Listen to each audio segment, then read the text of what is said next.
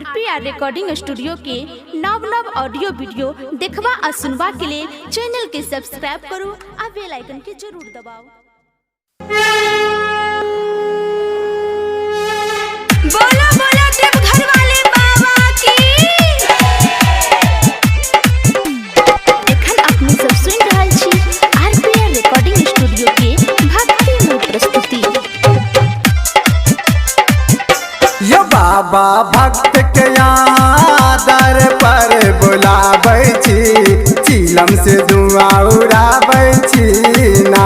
यो बाबा भक्त के यहाँ दर पर बुलाबै छी, चिलम से धुआं उड़ाबै छी ना।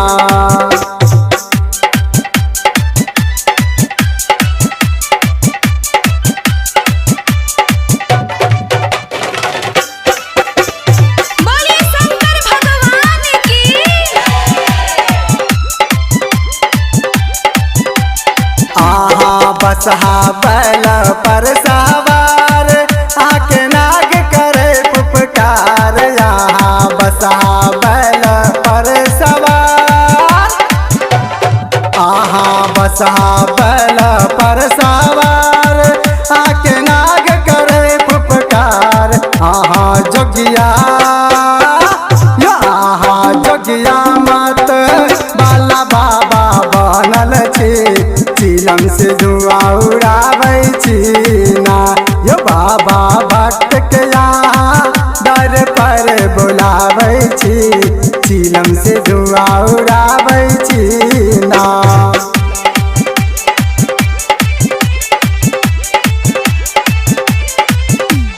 अभी आप सुन रहे हैं RPR रिकॉर्डिंग स्टूडियो की शानदार प्रस्तुति।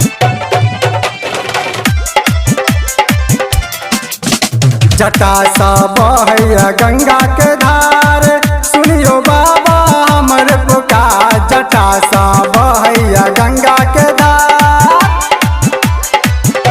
जटा सा बहैया गंगा के धार, सुनियो बाबा हमर पुकार। किया भांग के नासा है, किया भांग के नासा में बाबा नसायल छी, चिलम से धुआं उड़ाबै छी ना। यो बाबा भक्त के यहाँ दर पर बुलाबै छी, चिलम से धुआं उड़ाबै छी ना।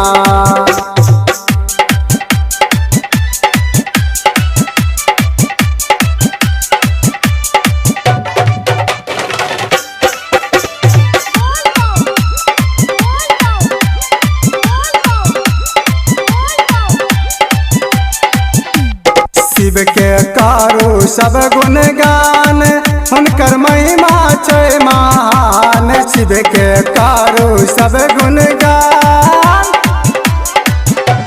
शिव के करू सब गुणगान, हुनकर महिमा छै महान। बाबा बैजनाथ में, यो बाबा बैजनाथ में बैजू कहाबै छी, चिलम से धुआं उड़ाबै छी ना।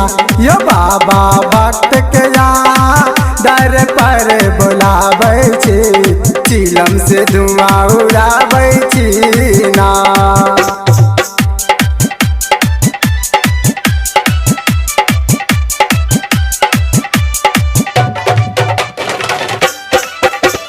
Mix by RPR recording studio सरदी सुंदरपुर।